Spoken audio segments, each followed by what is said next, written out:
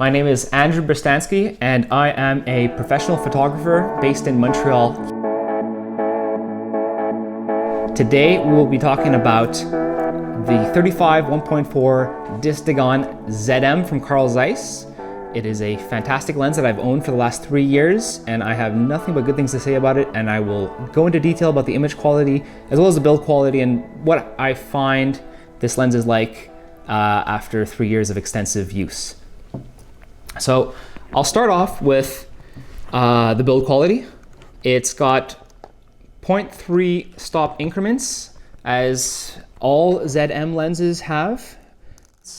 The lens itself does not contract or expand in use. You'll notice that when you go from infinity to the closest focusing distance, the rear element is the only thing that goes in and out. It's a very dampened focus ring. You get the perfect amount of resistance, and you could just place this lens tab wherever you want and the lens just stays there. It's a funny thing to say, but it's just that focusing with this lens just feels so confident and reassured. So it really just helps in use, especially if you're going to be shooting from the hip or doing any street photography work where you really need to be fast, or wedding work even. I find this lens offers a great precise focus ability given that awkward little tab on the bottom, but that extremely well dampened focus ring. It's got 49mm filters, which for me, coming from Sony, I had plenty of, so it was a great easy transition in that aspect. It's got an exposed rear element that really protrudes a lot. So despite this lens being a Distagon design, which is technically based off of many lenses that are made for SLRs, where those lenses have to go beyond a mirror box. This lens doesn't have that problem, but what it does is having that complicated design structure allows for a very precise and crazy amount of glass to be squeezed into this little package. I mean, you've got spherical elements, you've got a floating lens group in here, you've got all the tricks that you can pretty much get in a modern lens inside this manual metal, full metal lens. It's really just a joy to hold. It's not too heavy, it's not too light, and it balances really nicely on a camera. I find on the M10, it is a smidge front heavy, but most of the weight is in the back of the lens, and I use a thumbs up grip for my camera. I got this only a few months ago, actually, even though I've owned this lens for almost 4 years now. I find that before this, I would always use a leather case for the camera, and that would just give you a little bit more grip to hold this and balance the lens and camera combo better with. So on camera, it just feels like any other Leica lens, it even better than most Leica lenses, I'd even say. It is just precise. There's no play, there's no wiggle, there's no wobble, and I have used this lens very, very often since, it was my first this was my very first Leica lens when I got into the M system. I looked up the 50 Summicron, and I looked up this lens when I was transitioning from Sony to Leica, and this lens stood out immediately. I remember seeing it being announced in 2015, and the results spoke for themselves, and the reviews were glowing, although there were very few. And when I tried this lens out, I fell in love. It has a great amount of 3D pop. The bokeh has little to no outlining, and the color palette is a bit warmer, but it's a good thing. It just makes pictures feel true to life and cinematic. And I'll show you in the pictures, it just pops. It's full of micro contrast. So going on to image quality, I went over thousands of pictures, and I had such a hard time trying to pull up examples of color fringing. It does do it if you really make it do it, because out of the thousands of pictures that I looked at, I found a handful that had fringing in it. And some of them I wouldn't be able to show you without magnifying beyond 200% on an image because it's so minute. In real use, I just never see it. It really is not common. Same thing for bokeh. You don't really get much outlining. It's very, very smooth. It's not as smooth I would say, as the 50 Sumilux spherical, but it's really smooth. There's very, very little definition in your background and in the bokeh balls themselves. You'll find that you're going to see towards the edges some optical vignetting on the bokeh, but not really outlining per se. Sometimes, in very, very few cases, you will see some outlining, but you're not going to have that as a problem, even wide open. 10 aperture blades, so the bokeh stays very round and it doesn't really get jagged, or you're not going to get any of those ninja star effects in the bokeh like you would get with, let's say, the 9 blades that are inwardly curved on the Sumilux. They're very straight aperture blades, so defined sun stars and slightly outlined bokeh balls, but nothing to call home about. Just really a great harmonic blur. The third stop increments are a weird feature that Zeiss chose to implement on all of their ZM lenses, but I find on this lens it works really well. 35mm lenses, because of their focal length, don't offer a humongous, or mind you, a narrow depth of field that you'll really utilize that 0.3 stop adjustment that much, but hey, it's there. And if you stop it down by just one click, you're gonna get sun stars at low light. So if that's your look, if that's what you're going for, it's a wonderful feature. But stopping down this lens is not something that you need to do.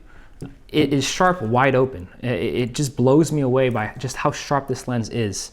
And this lens is flat. There is no distortion. It is just an optical charm. It does have vignetting, but that's partly to do with the insane amount of optical elements inside of this little lens. You're gonna have to work around that, but it's not ever in the way. I don't have many images that I find have too much of a vignette, and for portraiture in general, I prefer a vignette. So it depends on your style, but pretty much any mirrorless or specifically M mount lens, when you're talking about speed, you're gonna have vignetting. The Sumilux 50 right here is a very good or bad example, if you want to talk about it that way.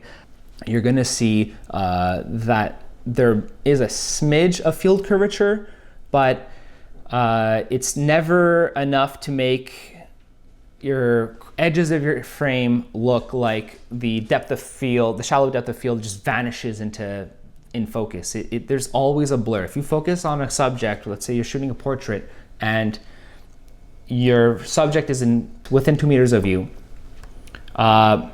you might see a bit of this weird optical vignetting in the bokeh. So what I mean by that is it looks cinematic. It almost looks like you're using an anamorphic lens. You get these really weird, not quite vertical, but rectangular bokeh balls. It's something I've never seen in other lenses until I started shooting floating lens element groups. So I'm assuming it might have something to do with that.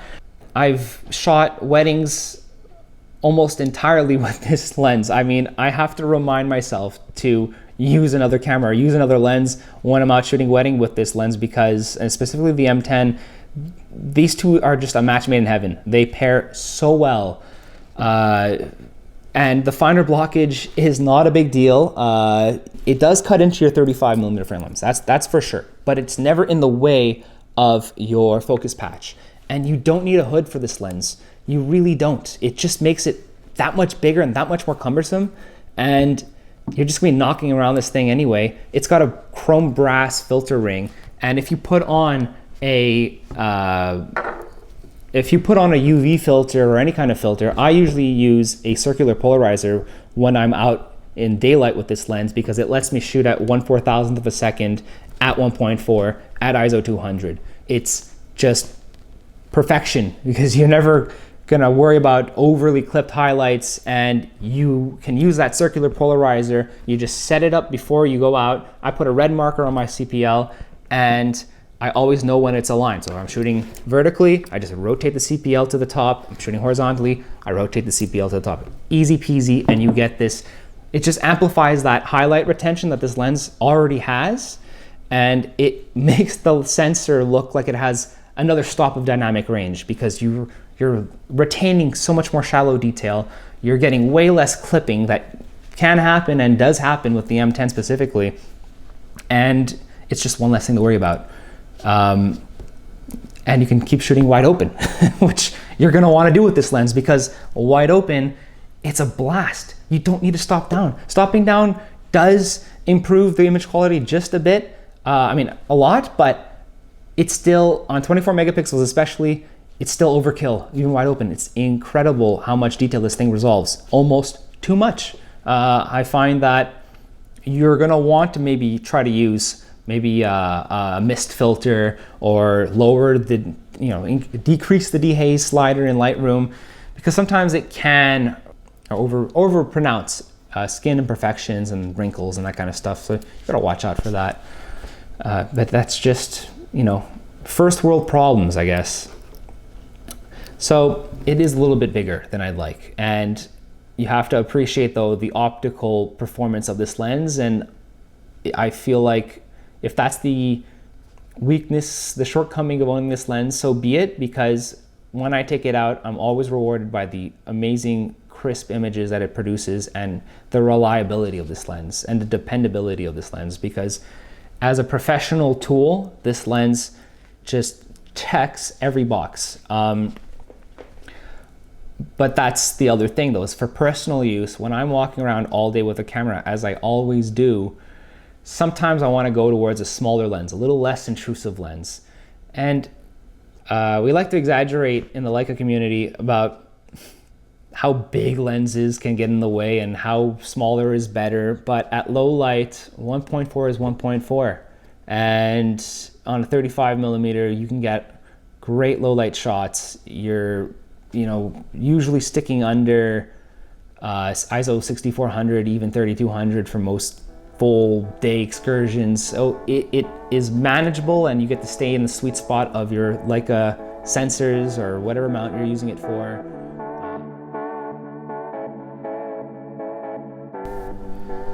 All right, so now we're gonna talk about the image performance of this lens.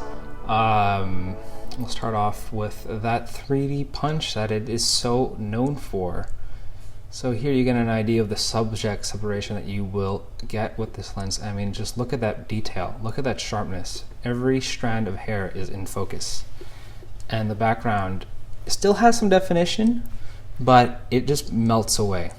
And on the smaller the device that you look at these pictures, or the smaller the print that you look at these images on, which most people will be looking at this on probably an iPhone or an iPad or a tablet or whatever you want to call it. But don't expect people to look at this above 8x10. You'll get an idea of just how 3D that pop really is. This is a good example of color reproduction that I love so much about this lens. Even though I would find this one is a bit cooler in color temperature, it still retains great warmth and great color accuracy. Here's an example of its ability to render shadows and highlights. It makes the sensor of the M10 really shine, and I almost thought there was something wrong with my other lenses when I would use them, because I was so used to using this lens for the first few months of ownership. It has this amazing ability to just take all the information you need and display it for you, and yet somehow look very contrasty. Here it is at its closest focusing ability. So you're not really going to get any macro shots. That 0.7 meter minimum focusing distance does hinder its ability on becoming a more usable daily lens. But that's the swan song of the Leica system. You're going to encounter a lot of these moments where you kind of wish it focused a little closer, but you can crop the crap out of this lens. I mean, look at that. Here it is at 100%. Here it is at 200. I mean, you can add a little bit of sharpness and you're golden. So as a street lens or candid lens, or whatever you want to call it, even if it's silver, even if it has that chromed rim, it's still small. We can call this lens big as much as we want, but let's not confuse it with a bigger lens than it is. It's still a 49 millimeter filter thread, and that's just 3 millimeters more than a 50 Sumilux. And it's a lot smaller than 77 or the 72, oh no, it was a 67 on the Sigma. This is tiny compared to a Sigma. And in this image here, you can see the astigmatism, not the, a little bit of astigmatism, but mainly the chromatic aberrations that you can get at its very extreme. I mean, this is one of the worst offenders I've ever had, and you can just slide that chromatic aberration slider down, and it does not take away from the image at all. Another selling point, I guess, of this lens is its ability to just render things cinematically. As a street lens, as a candid lens, it doesn't, it just does the world justice in every shot, and it just makes things look a little more true to life with the punch. Shooting from the hip, which I like to do a lot because you don't interact too much, or you don't risk the chance of ruining a moment with your subject, so you're being very candid with it. I like shooting from the hip, and this lens is very good for that. 35mm lenses in general are very good for shooting from the hip, and that little tab on the bottom is great for reassuring your focus. And because it's a 35mm, you know, despite it being 1.4, that depth of field is pretty big. You know, you can get a lot in focus, especially when you stop it down a bit. You know, as a general walk-around lens, it can be a bit big for the M system, but it if you add a thumbs-up grip to it, it becomes very manageable, and you're going to be rewarded with these amazing, rich images with tons of saturation, tons of detail. Here it is with that great highlight retention, and I didn't even edit this image. This is straight out of the camera. So I find it really makes the specifically the M10 sensor shine when you use it, and as a landscape lens, it is extremely rewarding. This is taken on the A7R2, so here you can get an idea of just how much detail it can resolve. This is at 200%, here it is at 100%. Look at that.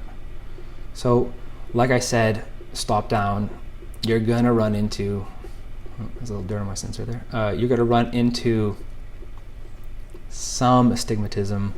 I don't think it really fully goes away, but I mean, it's negligible when you stop it down to f8, but it's there. You always know it's there, which is kind of why I would suggest using this lens on an M system / any kind of sensor that has a thin filter stack.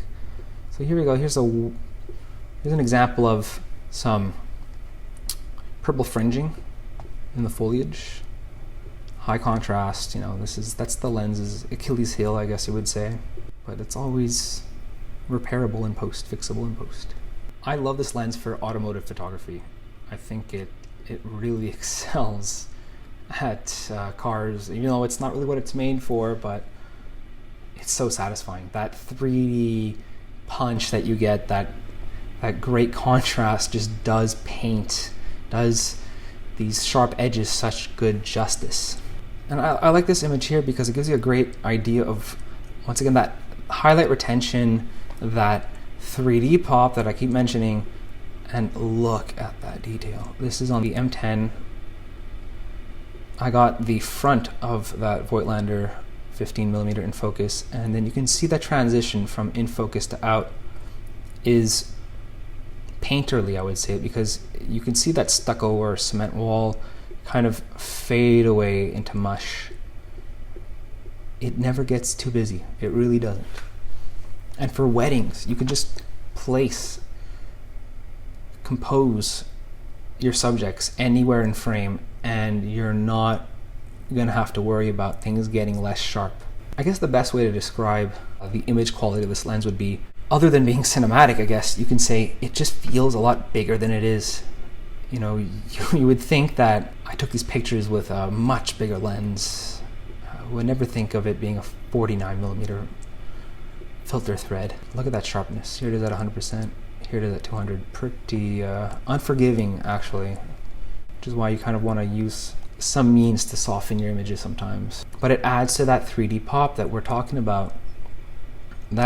Those small details, while they they add to that separation that you get. And on a softer lens, like for example, the Voigtlander 41.4 that I have, it doesn't have that.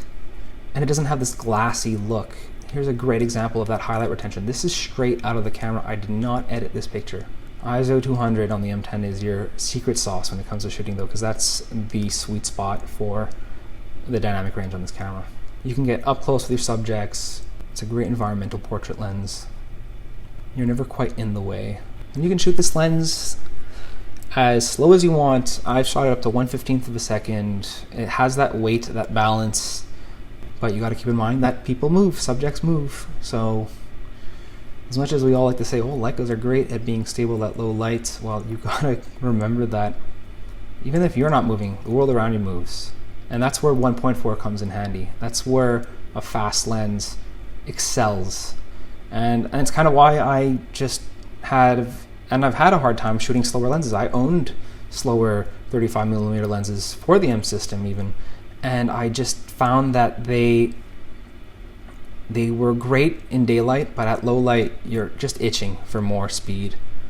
Here's an example that I would say shows the shortcomings of Leica's built-in color profile and this lens specifically, because if I were to have used a 35 Sumilux, which I did code this profile for, this lens I'm in the camera for, you would not have this strange orange look that I'm getting here. This is at ISO 10,000, 1/30th of a second, and this lens has a very warm color palette in general, warmer than Leica lenses do, and you're going to notice that when you start to edit, or when you start to look at your files in low light, that you're going to kind of want to lean in and use maybe Adobe Color Profile, because the built-in M10 one, even though it does, shine during daytime, at low light, you're going to want to desaturate your yellows or oranges, or just desaturate the image in general, because you're going to encounter that really orange chalky look sometimes. Okay, so here we have it on film, and you can really see that, obviously your scan quality is going to come into play here, but the color accuracy is still there. You can really take advantage of the color reproduction of film, and specifically lower ISO film really shines with this lens. And if you shoot high key black and white, well, you're going to have a lot of fun with this lens, because that ability to make the blacks really black and the highlights stay in detail really comes out with this image, with this lens in general. Thank you guys so much for watching my very first video. I really hope you enjoyed it, and I look forward to uploading some more stuff very soon. So don't forget to like and subscribe, and let me know what you'd like to see in the future. I love doing this, and don't forget guys, document your life.